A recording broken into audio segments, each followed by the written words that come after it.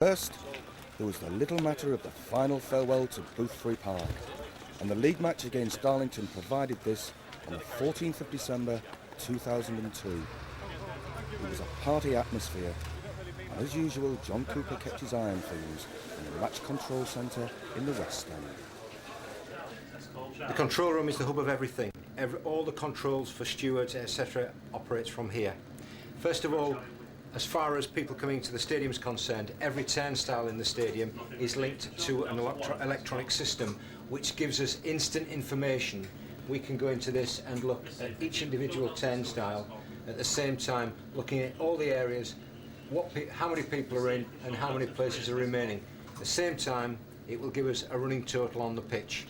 That is the actual cumulative total of everything. Now, I know we're not open yet, but they are the number of people counted in already, people like yourself, sponsors, etc., etc. We must form part of the capacity with those. Now, as we move around, we'll move on to the CCTV system. The camera here is situated right in the centre of the West Stand, and this is the camera that I use to monitor the East Stand. Equally the North Stand,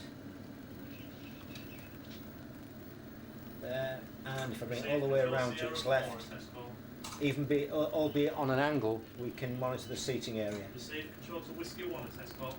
And again, same principle applies the other way.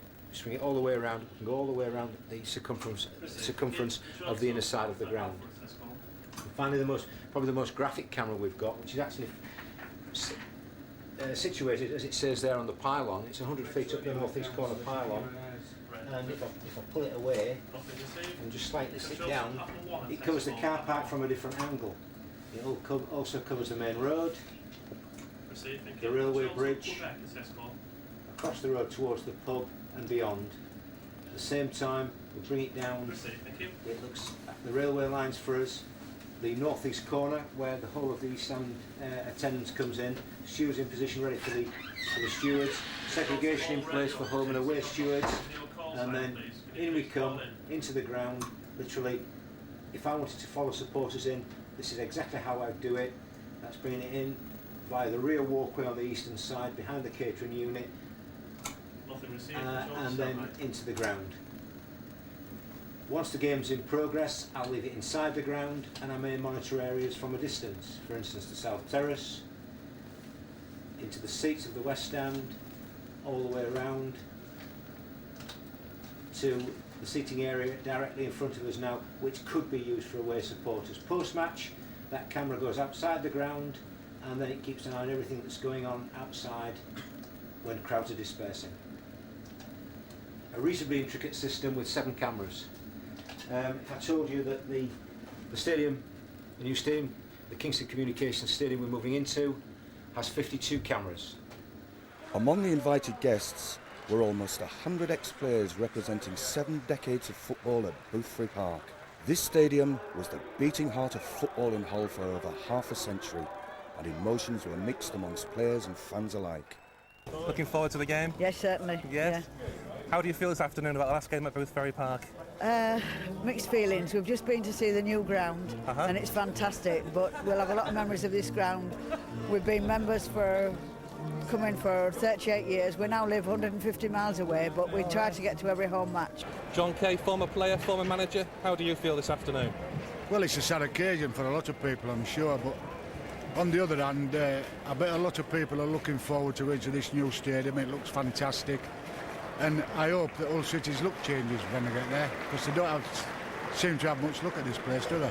Don't seem to have, no. Is there any particular game that sticks in your mind as a player or a manager that you would think back to with fond memories? Well, as a manager when I was here, the game that sticks out in my mind was the one when we beat Sunderland 4-1 one Wednesday evening here, and I think we had about 6 teenagers in the side, and I thought we was going to do something then, but I think I made a slight mistake after a couple of games. I decided to rest the youngsters, and we just fell apart a bit. I think if we'd have kept playing the youngsters, we might have done a bit better. I was in the Air Force stationed at Cyprus, and I arranged with the air traffic controller to route me back to England for a 72-hour pass. And that included all propeller planes in those days, of course. and from Cyprus to Malta, Malta to Gibraltar, Gibraltar to Bruggen in Germany, from there to Southampton, and from there to a place called Manby in Lincolnshire. Quick bus to Boothferry Park, saw the match, we won it 1-0, and then I had to fly back, and I just got back to base in time. It was well worth it for the 1-0 win. For the then, 1-0 win, it was well worth it, it was indeed. Being a local lad coming from Hull, I used to support the club even before I played as a pro, so it holds many great memories, yeah. Especially like my debut in '78 against Bury, and big games, Derby, Leeds games, the Liverpool game in the FA Cup, 5th round. Some great times, yeah. Yeah, your testimonial against the Brilliant Spurs times, as well. yeah, full house here, and it was great that supporters came out and supported me. So yeah, many great memories. I think we can go on to achieve some success at the new stadium. Well, I hope so, yeah. I mean, now's a good time to go. They need a bit of a push by the looks of it. The results aren't exactly going from consistently well, but especially when you go into a new stadium, you need to be progressing forwards, and I think that's what we need to be doing. How do you feel this afternoon? Very emotional, actually. Really looking forward to it. Holds so many memories, so many great players. Keith Edwards hat-tricks, surprises, defeats, just great memories, really. Really special. Plenty of ups and downs. Any particular game that you recall especially? Losing to Liverpool, 2-1 up at half-time, losing 3-2 at the end of the game. Really remember that one, but so many memories, as I say. Billy Whitehurst, how do you feel this afternoon, coming back to Boothferry Park the last time? Well, it's a sad day, but I've just been talking earlier on that the new stadium might bring better things, and I think this has come to end its tether now, and I think Old City could go on from it. Yeah, there's a great potential here. Oh, great potential. I mean, it's the same as anything else. I mean, a bit of success, that ground will be full every week. Great fans, terrific supporters. I read this week, you said the Derby County game was one of the biggest games you played in. You said you scored the winning goal that afternoon under Brian Horton's regime. That be the best game you played in for Hull City at Boothferry Park, or is there another game that sticks in the mind? The Derby game was a good game. It wasn't a big game, it was just a game where we were 2-0 down. We'd just gone into second division. We were 2-0 down against a good side, and we come back and won 3-2, so it was obviously exciting for fans and for players alike. You scored a great header that afternoon, I seem to remember. I think it hit my head. Top corner, wasn't it? Probably. It's a big afternoon. How long have you been watching Hull City for? Well, since the early 60s, when I came with my father. So I've been here quite a long time now and seen them through the good times and the bad times, and hopefully the good times are back again. Yeah. Any particular game that sticks in the memory? Yeah, it was one against Millwall in the 60s. It was, I think it was on Boxing Day, and it was a capacity crowd, 45,000. I think we won 1-0, so it was a good occasion. I remember the crowd being here early in a massive crowd, and it was really good to see Boothferry Park so full. Les Moultrie, you were brought here by Mike Smith as manager from Blythe Spartans. Had a successful career at Hull City. Any particular memories from when you were here? Any particular game that sticks in the mind? Well, obviously the game when I scored the 4 goals against Hartlepool, which started a run-off of 13 goals in 9 games, was absolutely fantastic.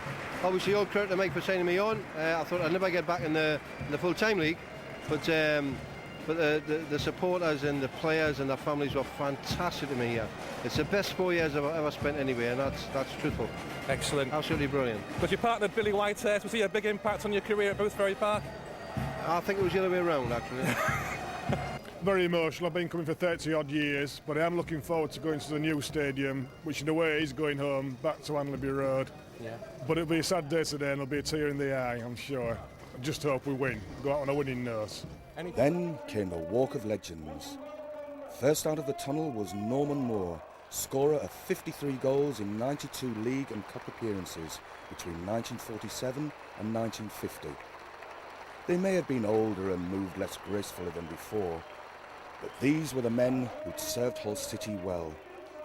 Some of the faces are still well known, others less so, but each and every one was cheered onto the pitch by the fans whose memories they shared.